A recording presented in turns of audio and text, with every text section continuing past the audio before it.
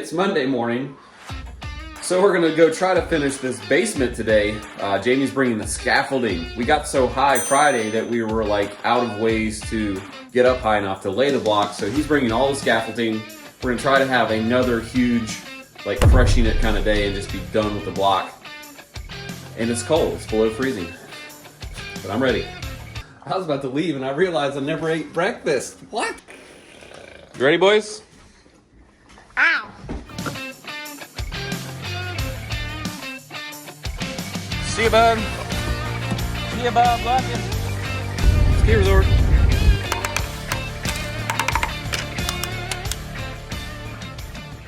Possible to back this thing Yeah. up. I was like this long. It's like yeah, I was gonna video you struggling, but No, you made the wise decision to just stop. No, I'll get it back there. You boys have a good weekend? Don't talk, I'm trying to count. Didn't have to shovel sand.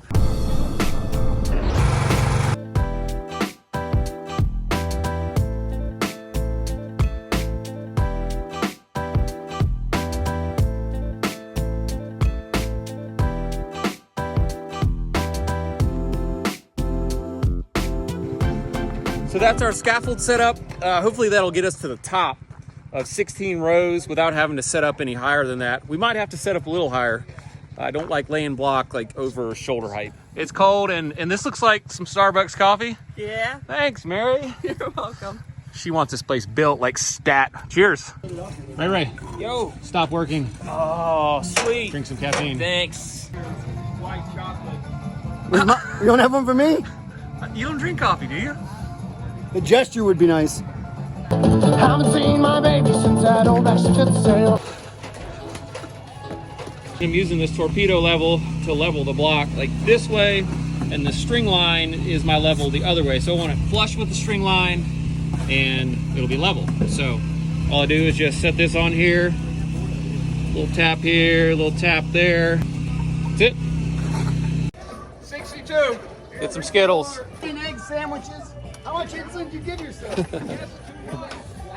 Let's get a little more technical about what's going on with this wall here. You can see our steel going in every 2 feet with a bond beam, every 2 feet vertically.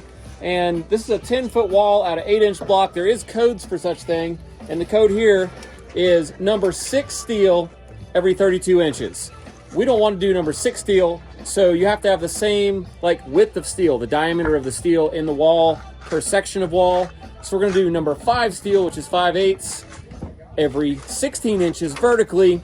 So this wall is gonna have tons of steel and concrete in it to be able to hold this earth back right here. I'm not allowed to tell you all the math because it's top secret. What you have to do is multiply the area of a circle that's the size of your rebar and be sure that you have equal or greater amounts of rebar in the cross section when you change it to a different size. That was nice and quick. Yeah, that's good.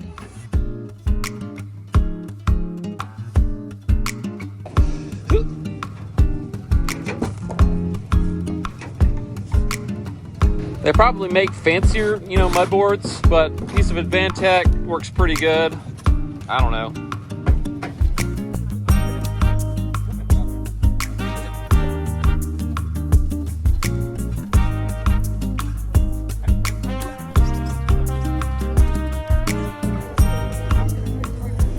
Here we go. Way better. So much better. Except for this little part here. That works good. What? That looks good. Yeah. It's way better. It'll get you there quicker.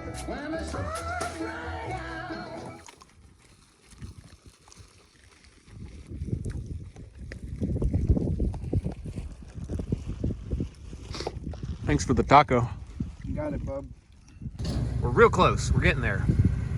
Couple more, Arlo. A few more. Yeah. Looking good.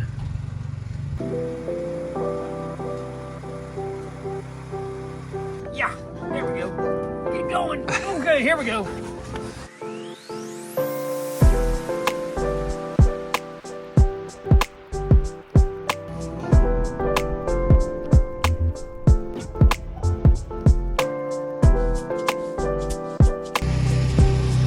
We're actually on the last row we can do with these poles. We're gonna have to get them out of here and lay up a 2-block high corner at each of the corners to finish out because the wall is taller than our poles. Blocking up here, we're too low again, so we're jacking the walkboard up. We don't have enough scaffold to do another row of scaffold, so there you go, 16 inches extra. That'll get it. Check this out. That's the top. And what we got to do now is with these string blocks, just like on regular block work, like around here, right at the top of the rows, and run these last 2 rows. But that's it, man. This block ain't gonna lay itself, man. Let's go, dude. What are we, union? Come on, we got 1 more row, man. You don't hear Arlo complaining. Yeah, it's too wet. I'm waiting for it to dry. Too wet, too dry, too wet, too dry. Give me this, grab the block. Blah, blah, blah, blah, blah.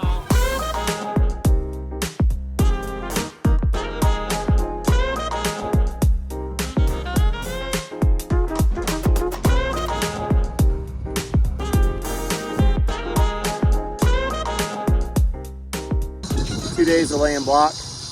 2 hard days. I'm exhausted. My wrist hurts. My back hurts, but it's done. Tomorrow, I'm gonna come back and stucco this thing, parge coat, to help in the waterproofing of it. Nice muscles.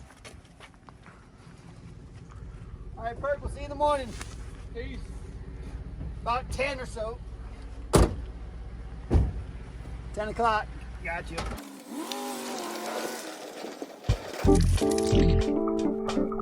Ski resort. It's another day.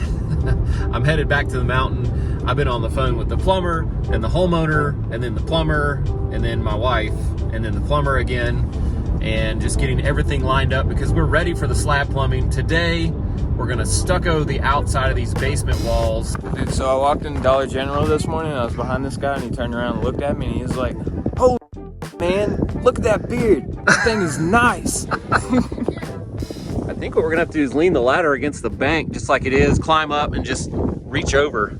That's my plan anyway. And it's super cold and windy today, by the way. I mean, I don't know, it's maybe 30 degrees, but there's like a 20-mile-an-hour wind, which makes it feel way colder. So this should be fun. The water is warm enough though, and it's gonna be warmer later, so we're just gonna go for it.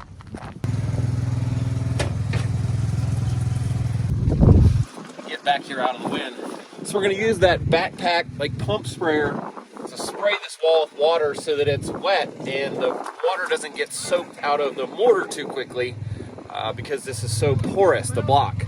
That just helps the mortar to dry slower and it will be adhered better because of that reason.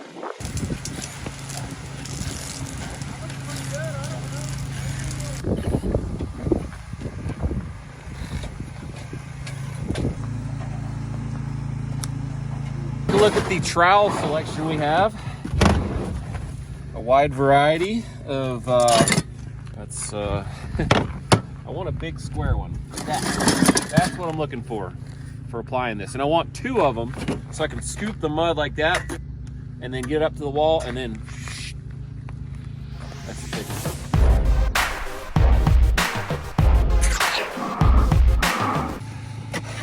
Jono's stirring this up. He's going to demonstrate the turkey grip first, the incorrect, and then the pro grip. Let's go for that.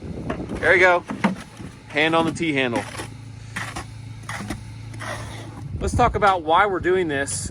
This is not the finished coat on this house. There'll be stone veneer up top, and there's going to be waterproofing over this down below.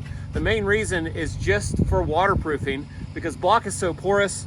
This is using an S-type mortar, which is a lot more water impervious. So it's just to help with the waterproofing. None of this will be visible in the finish, but we want it smooth so the waterproofing goes on like nice and easy. So here's the move. Right here, 2 trowels. Ooh, that was a big load. Kind of scrape it off and you got 1 big load like that. Put it up against the wall, slide it up.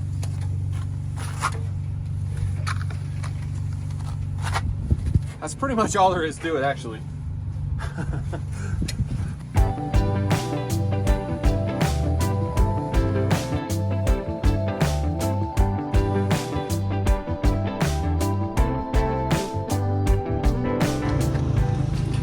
This side's going a lot faster. We got our mud honed in, a little looser. See, that's about right. It's just slicking on there so nice. You got it. You make the turn?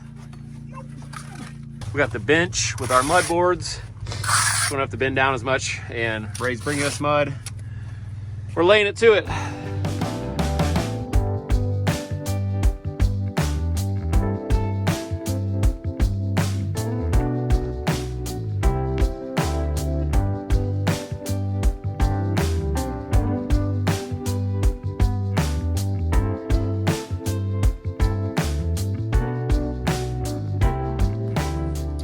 Okay, that wraps up our block job for the main part of the wall here.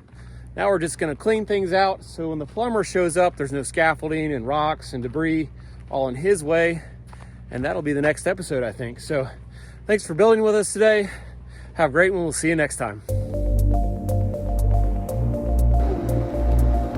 Here's something I've been wanting to do.